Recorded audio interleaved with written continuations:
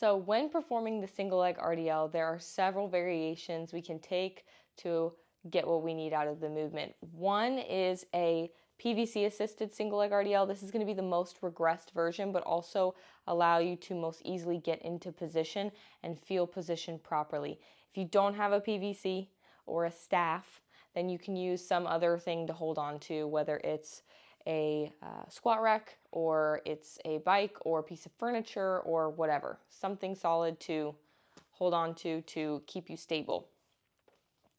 In this movement, you're going to use the PVC to keep you a little bit balanced.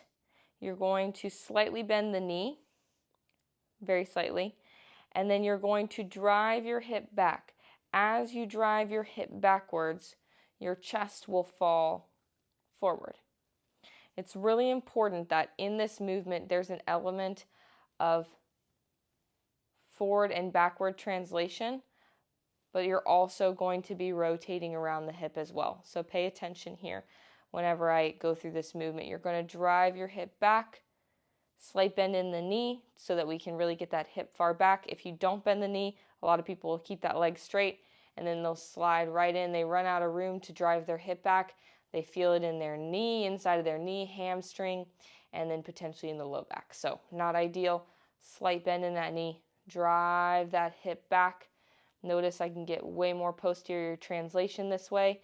My chest falls forward as a result of my hip going back, so I can maintain whole foot pressure in my foot. And then once I've really established this movement, hip goes back, chest falls forward, whole foot pressure, slight bend in the knee, a lot of stuff going on. You want to also make sure that your hips are square. Super important that they are not open and this hip bone is facing the wall. You want this hip bone to be facing the floor. And that's because it's important in this movement to train internal rotation around that hip. So, slight bend in the knee, drive that hip back, maintain internal rotation. You don't need to excessively rotate your hip to the floor, but you just want to keep a neutral pelvis here. And then I come all the way back up. When you're practicing with the PVC, I actually do recommend that you hold position for a couple seconds at the bottom so that you can make sure, okay, my whole foot pressure, my knee's slightly bent, my hips are going back, my chest is falling forward, my back is pretty straight here, it's not super hunched, my back straight, and oh, my hip, let me get my hip into position. Let me just feel, let my body feel this position and hold. Coming all the way back up. Driving that hip back, whole foot pressure, slight bend in the knee, back is straight, chest is fallen, hips are square. Come all the way back up. That's the PVC assisted. If you've moved past PVC assisted, the next would be a body weight single leg RDL. So you're here, I like to have my hands on my hips just because it feels more comfortable that way, and otherwise I really don't know where to put my hands. On one foot, same exact concept, slight bend in the knee, driving the hip back, letting the chest fall forward, and then making sure that the hip bone on our non-stance leg, on our swing leg, is facing the floor. Coming all the way back up. You can switch, do it on the other side.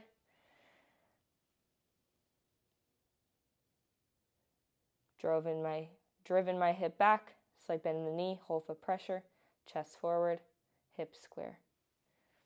I prefer to do all repetitions on one leg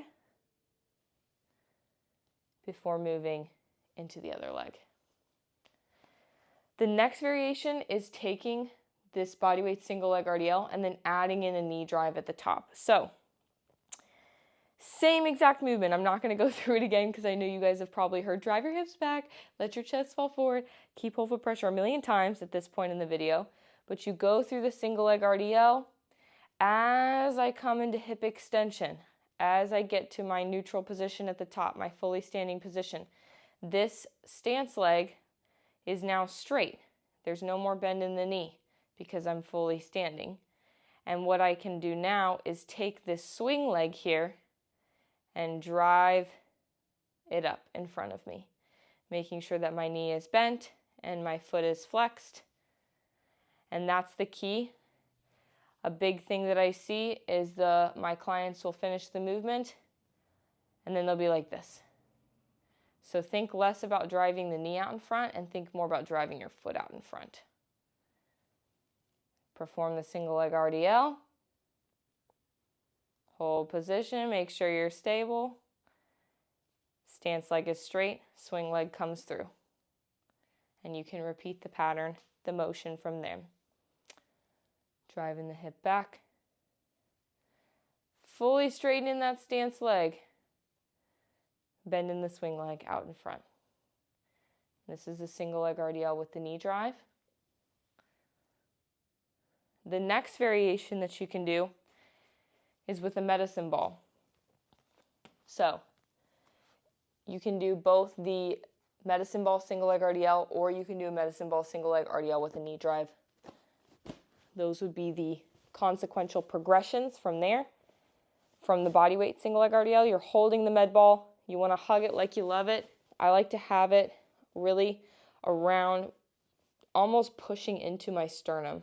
If it's up too high or if it's down too low, it just feels uncomfortable and not in the right position. Once you have the medicine ball in position, you are going to be standing on that stance leg, slight bend in the knee, exact same motion as the single leg RDL, body weight, exact same position. When you're ready to challenge it further, you finish the single leg RDL, stance leg is straight, swing leg comes through. Driving the hip back. Don't fall over like I just did. Driving the hip back. Performing the single leg RDL. Bringing the swing leg through, stance leg is straight. Same on the other side.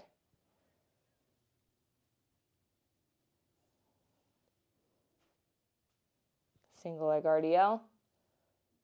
Driving the hip back, bringing the swing leg through.